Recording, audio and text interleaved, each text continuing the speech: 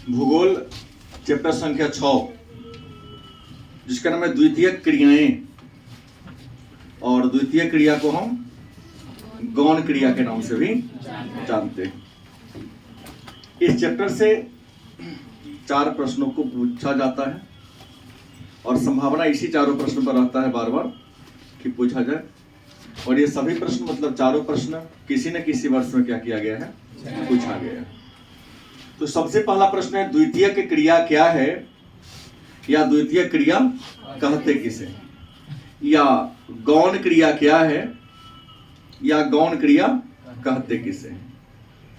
तो द्वितीय क्रिया का परिभाषा आप लिखेंगे, प्रकृति से जो वस्तुएं प्राप्त होती है उसके मूल्य में वृद्धि करने की जो क्रिया है उसी क्रिया को हम द्वितीय क्रिया कहते हैं।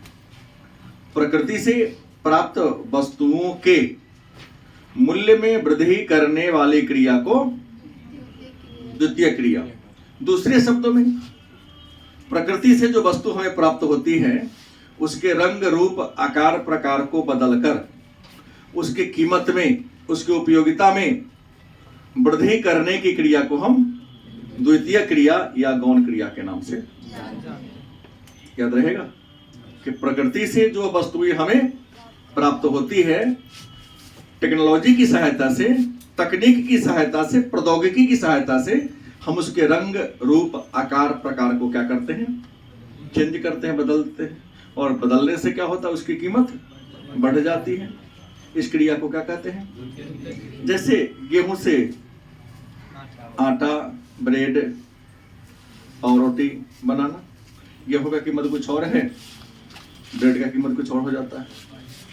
क्या प्रकृति से हमें आम मिलता है कच्चा, उसको पकाते हैं कीमत बढ़ जाता है थोड़ा सा, उसमें जैम जेली बना तो उसका कीमत और बढ़ जाएगा।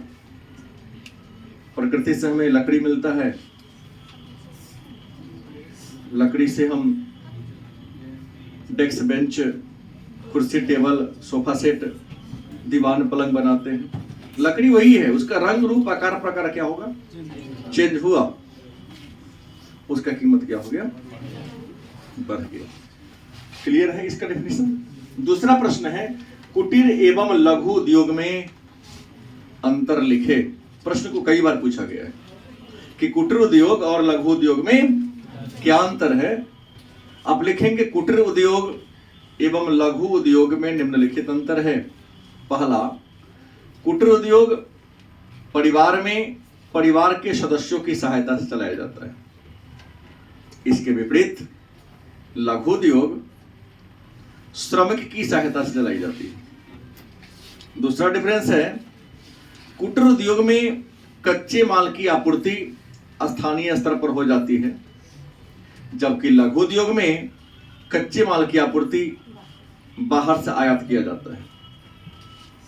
तीसरा अंतर लिखेंगे, कुटीर उद्योग में मानव श्रम का या हाथ का प्रयोग किया जाता है, जबकि लघु उद्योग में तकनीक की सहायता से, मशीन की सहायता से हम वस्तु का उत्पादन करते हैं। चौथा अंतर आप लिख सकते हैं कि कुटीर उद्योग के उत्पाद स्थानीय मांग के अनुरूप होते हैं, जबकि लघु उद्योग का जो उत्पाद होता है उसे बाहर के बाजार में भी निर्यात किया जाता है।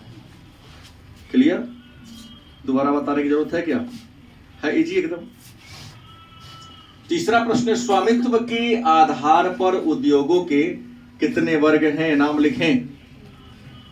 प्रश्न क्या है, स्वामित्व के आधार पर उद्योगों के कितने वर्ग हैं, नाम लिखे। तो स्वामी का मतलब होता है मालिक, स्वामी का मतलब क्या होता है। तो आप लिखेंगे, स्वामित्व के आधार पर, स्वामित्व के आधार पर उद्योगों के 3 वर्ग हैं। स्वामित्व के आधार पर उद्योगों के 3 वर्ग हैं। नंबर 1, सार्वजनिक उद्योग, इसका नियंत्रण सरकार के हाथों में होता है। दूसरा, निजी उद्योग, इसका नियंत्रण किसी एक व्यक्ति के हाथ में होता है। और तीसरा, संयुक्त या सहकारी उद्योग। संयुक्त उद्योग 2 या 2 से अधिक व्यक्तियों या समूहों के द्वारा जिस उद्योग का प्रबंधन किया जाता है। मतलब स्वामित्व का मतलब होता है मालिकाना हक। तो स्वामित्व के आधार पर उद्योगों के 3 वर्ग हैं, सार्वजनिक उद्योग, निजी उद्योग और संयुक्त उद्योग। नेक्स्ट है प्रमुख कृषि आधारित उद्योग कौन कौन है। मतलब प्रश्न ये कह रहा है कि वह कौन सा उद्योग है जिसको कच्चा माल कृषि से प्राप्त होता है। उसी को थोड़ा चेंज किया कि प्रमुख कृषि आधारित उद्योगों का नाम लिखें। तब लिखोगे कृषि आधारित प्रमुख उद्योग निम्नलिखित हैं। नंबर 1 सूती वस्त्र उद्योग, नंबर 2 चीनी उद्योग, नंबर 3 जूट उद्योग, नंबर 4 चाय उद्योग, नंबर 5 कॉफी या कहवा उद्योग, 6 चावल उद्योग, 7 वनस्पति तेल उद्योग, क्या 8 आटा उद्योग। सैकड़ों कहां से मिलता है गेहूं? कृषि से नहीं मिलता, उसी को ना पीस के आटा बनाते हैं।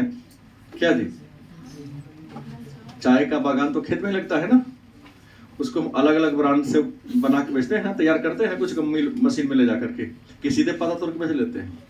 कहीं नहीं कंपनी में तो उसको थोड़ा सा अच्छा फ्रेश किया ही जाता है, उसको कुछ केमिकल मिला करके। तो क्लियर, कृषि आधारित आपसे यही पूछेगा कि नहीं 2 कृषि आधारित उद्योग का नाम लिखें।